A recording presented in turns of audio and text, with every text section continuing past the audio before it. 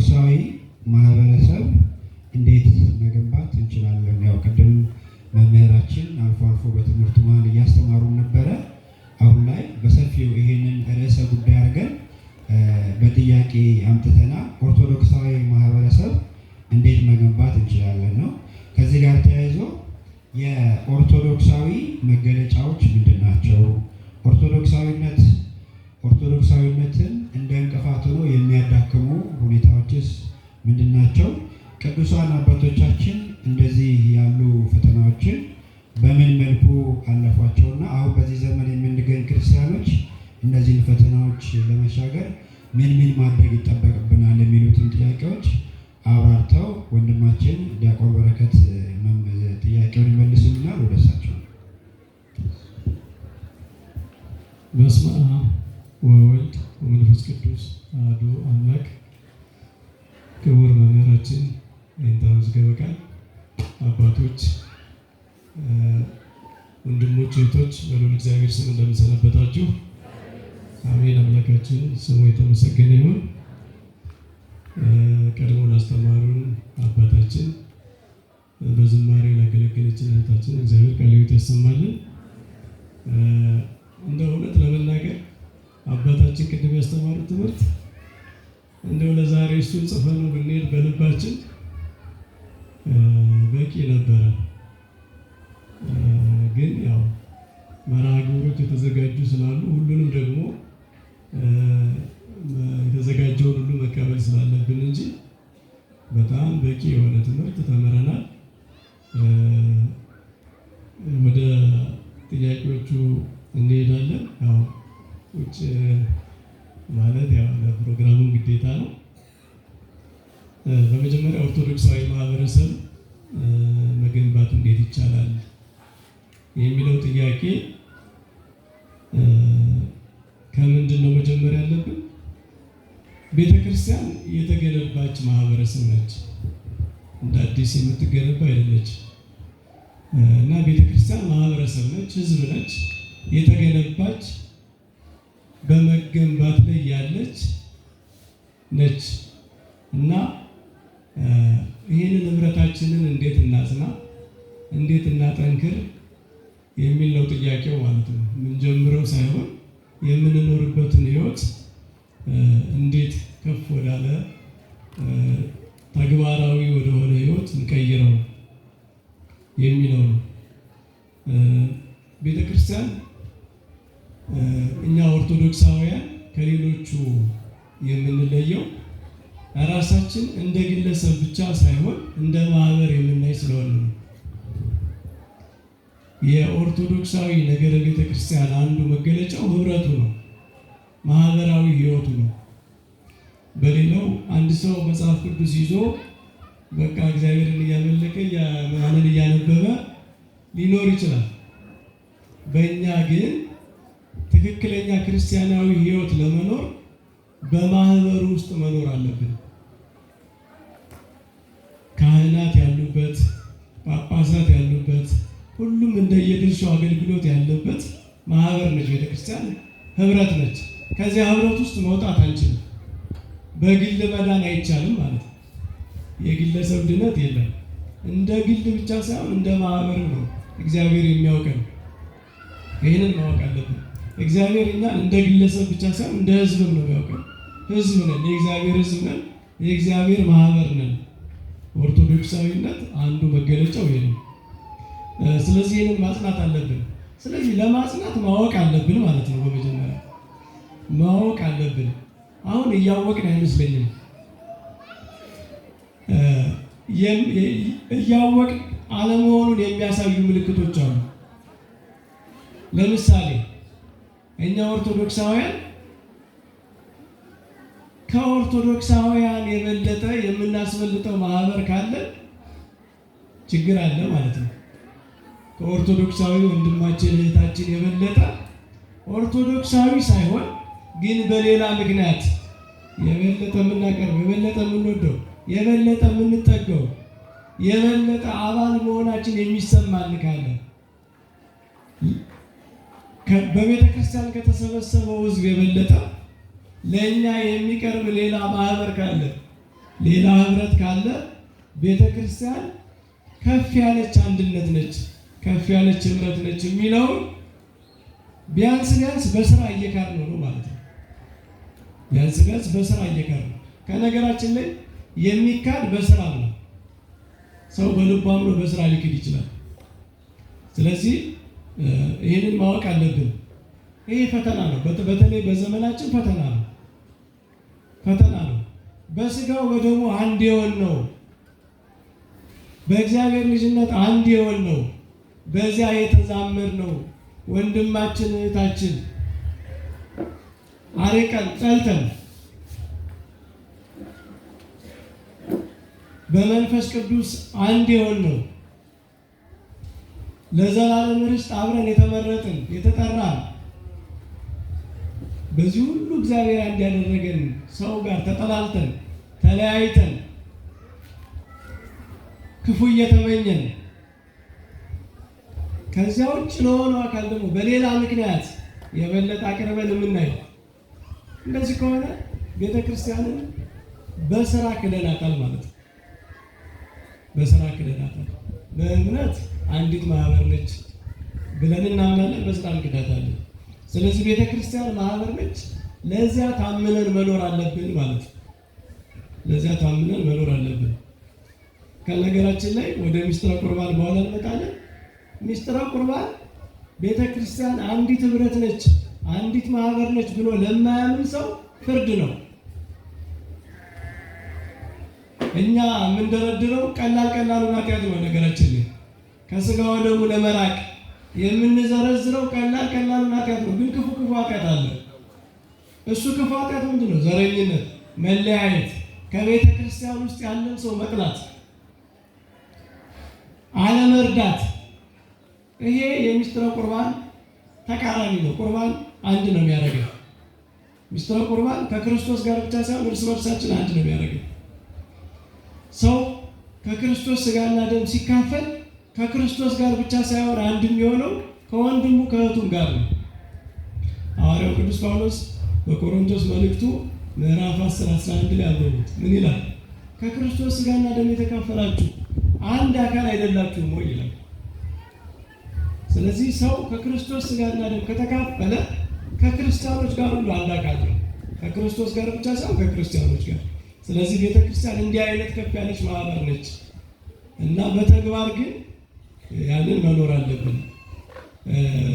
የኦርቶዶክሳዊነት መገለጫዎች በዚህ ውስጥ ነው። ኦርቶዶክሳዊነት ራሱ ቃሉ ምንድን ነው? ኦርቶዶክስ እኮ ቅጽል ነው አይደል? ቅጽል ነው፣ ቅጽል ማብራሪያ ማለት ነው እንጂ ስማችን ክርስቲያን ነው።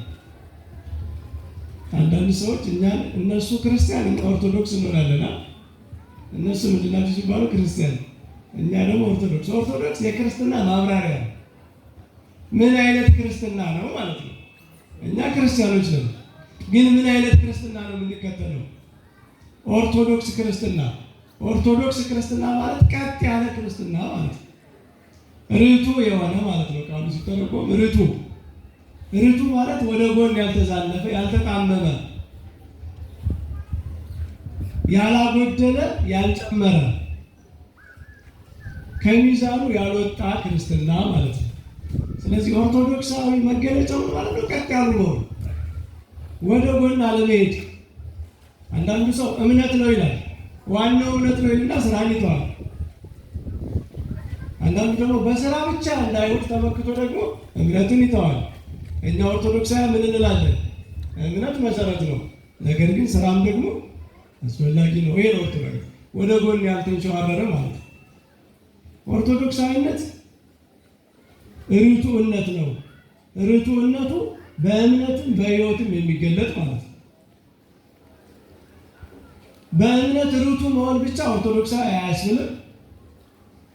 መልካም ሰው በስራ በምግባር መልካም ሰው መሆን ብቻ ርቱዕ አያስብልም። ለምን? ከአሕዛብ መካከል እኮ በመልካም ስራ ከኛ የሚሻሉ አሉ የሉ?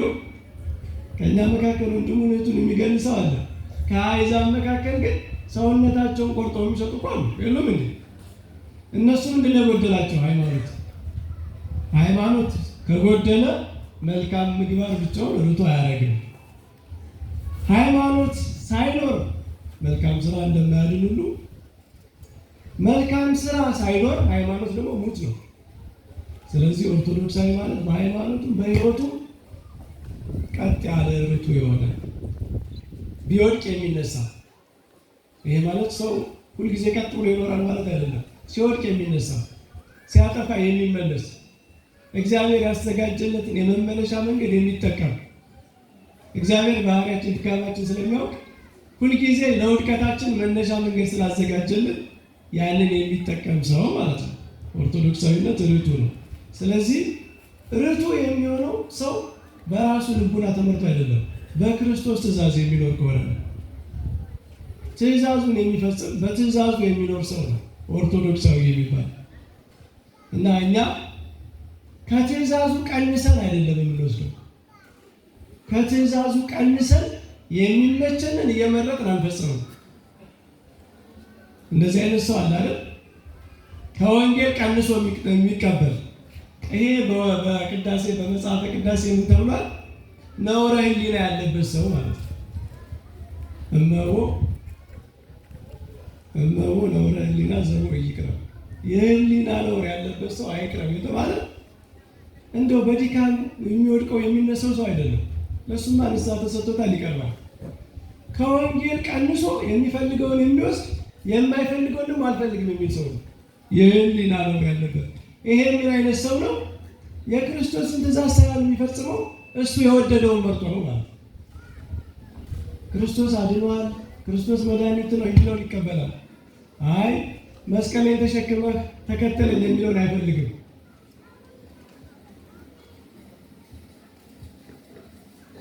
ትእዛዝን ካልፈጸማችሁ የኔ አይደላችሁን የሚለውን መስማት አይፈልግም። ተሰቅሎ አድኗል የሚለውን መስማት ይፈልጋል።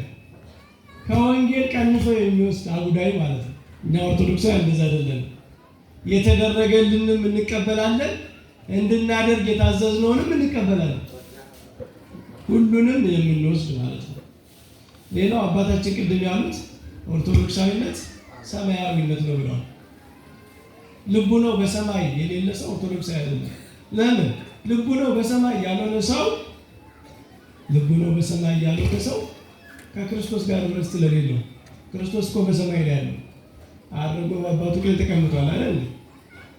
ከዚያ በኋላ የኛ ልብ ወደ ሰማይ ነው የሚወስደው። አሁን ልባችን በኋላ ሙሉ ሰውነታችን ከነስጋችን። ስለዚህ ልቡ ነው በሰማይ ያለ ሰማያዊ ሕይወትን የማይረሳ መንግሥተ ሰማያትን የሚናፍቅ እንደው ነገሩ በዚህ ምድር የማያልቅ ክርስቶስን ለዚህ ምድር ተስፋ የሚያደርጉ ሰዎች ምስኪን ናቸው ይላል ቅዱስ ጳውሎስ። የአምልኮ መልክ ያለው ሰው ሆኖ እግዚአብሔርን የሚፈልገው ለዚህ ምድር የሆነ ሰው አለ። ልጆቹ እንዲያድጉለት፣ ጤና እንዲያገኝ፣ ሀብቱ ንብረቱ እንዲሞላ ብቻ። ይሄ ከሆነ ኦርቶዶክሳዊነት አይደለም። ኦርቶዶክሳዊነት ወደ ሰማይ የሚወስድ ከምስጢራት የሚያካፍል ከክርስቶስ ጋር አንድ የሚያደርግ ሕይወት ነው። ወደኋላ እንመጣበታለን እንዳላስረዝመው። በዚህ መምራችን ቃል ተሰማኝ። ኦርቶዶክሳዊነት መገለጫ የሚለው እንግዲህ በሰፊው ተነግሮናል። መሰረታዊ እንግዲህ ኦርቶዶክሳዊነት ህሊናዊ ሚዛን ጭምር ነው። የኦርቶዶክሳዊነት መገለጫችን ህሊናችን ሊመዝነው እውነትን የመፈለግ ስሜታችን ረክቶ ያለበት ህሊናችን የሚመዝነው ትክክለኛው መንገድ ያገኝንበት ነው። አንድ ሰው መገለጫ የሚሆነው ህሊናውን እያዳመጠም ሲሰራ ኦርቶዶክሳዊ መገለጫ የሚሆነው። ምክንያቱም እውነት ከህሊናው ወጥቶ አያውቅም። ሰው ተዳፍኖ ነው እንጂ ክፋትን የሚሰራው ህሊናው ይወቅሰዋል።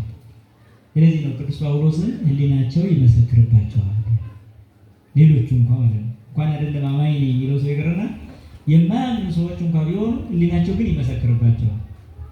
ይሄ ፍጥረቱን ምኑን ሁሉ አይቶ ሰው ህሊናው ይመሰክራል። ስለዚህ አንድ ኦርቶዶክሳዊ በህሊናው መልካሙን ነገር ህሊናው በመሰከረለት ልክ የመጓዝም አለው።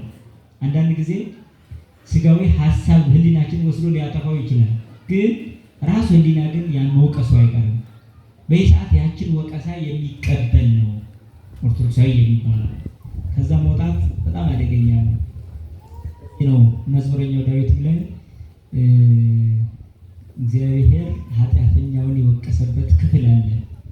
ይቤሎ እግዚአብሔር ወይቤሎ ለኃጥእ እግዚአብሔር ኃጢአተኛውን እንዲህ አለው፣ ለምን ትትነግር ሕጌን ለምን ትናገራለህ? ወለምን ትትነስእ በአፉከ ሥርዓቴን ስለምን ታወራለህ? ወአንተሰ ጸላኢከ ተግሣጽየ አንተ ግን በህሊና ውስጥ ያለውን ተግሣጼን ጠልተኸዋል።